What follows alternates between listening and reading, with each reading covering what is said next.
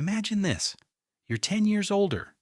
You wake up in the same room, you drive the same car, you work the same job, you still talk about the business you wanted to start, the book you wanted to write, the body you wanted to build, the life you promised yourself you'd create. Nothing terrible happened. You didn't fail. You didn't lose everything. You simply never began. Most people believe ambition is destroyed by failure, but failure is loud. It hurts. It demands your attention. The real danger is something much quieter. It doesn't attack you overnight. It steals your dreams one comfortable day at a time. This is the story of the silent killer of ambition. Meet Ethan. When he was 10 years old, he wanted to become an inventor. He filled notebooks with strange machines and impossible ideas. At 15, he wanted to build a company. At 18, he believed he could change the world. People loved his passion. Teachers called him gifted.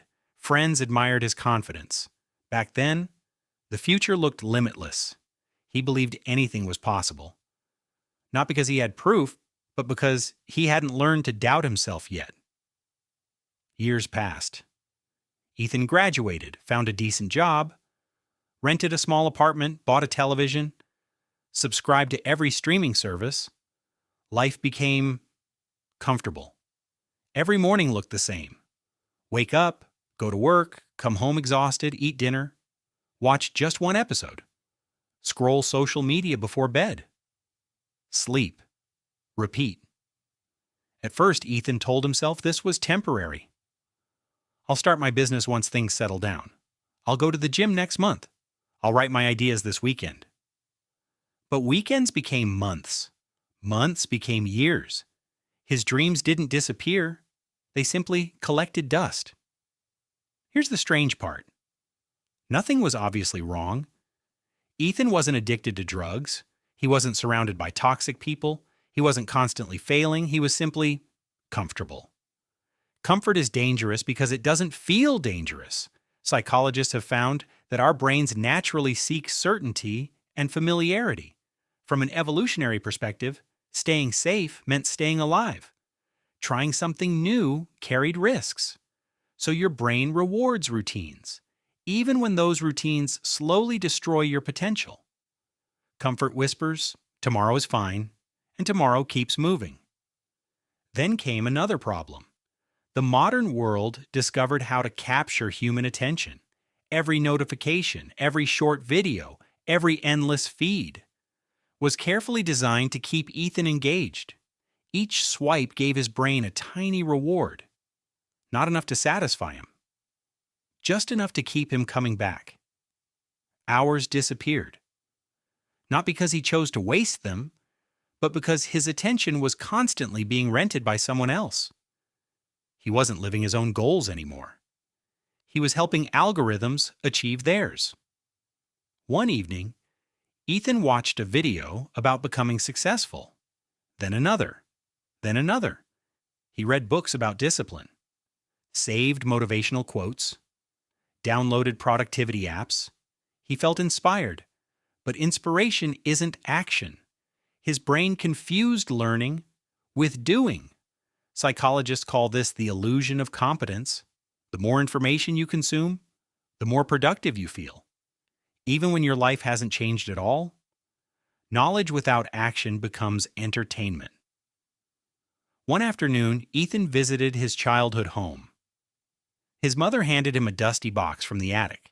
Inside were old notebooks, sketches of inventions, business ideas, letters he'd written to his future self. One sentence stopped him.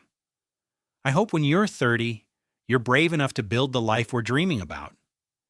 He stared at the page for a long time. The child who wrote those words believed anything was possible. What happened to him? The answer wasn't failure. It wasn't bad luck. It wasn't a lack of talent. It was thousands of tiny decisions to stay comfortable.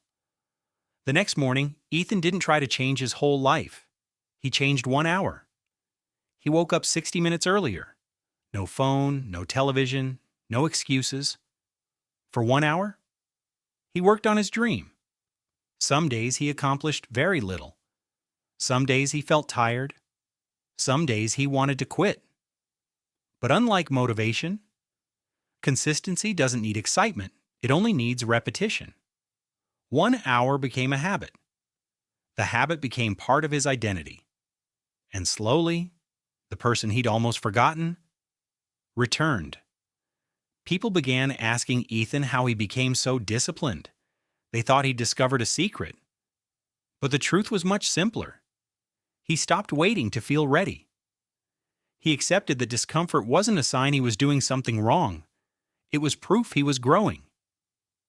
The comfort that once protected him had become the prison that held him back. Freedom began the moment he chose temporary discomfort over permanent regret. Ambition rarely dies in one dramatic moment. It fades quietly. One postponed dream, one unnecessary distraction, one comfortable excuse at a time. The silent killer of ambition isn't failure. It's the life that's comfortable enough to keep you from changing, but not meaningful enough to make you truly happy. Every day, you are making one of two choices. You're either building the future you want or becoming more comfortable with the future you already have. Years from now, you'll meet the person you've become. The only question is, will that person thank you? Or wonder why you waited so long? Because the greatest tragedy isn't failing to reach your dreams. It's never giving them the chance to exist. So before you close this video, ask yourself one question. What's one uncomfortable action you can take today that your future self will be grateful for? Take that step. Not tomorrow, not next Monday. Today. Because ambition doesn't disappear overnight. It disappears every time we choose comfort over courage. And the beautiful thing is, it can return the very moment we choose differently.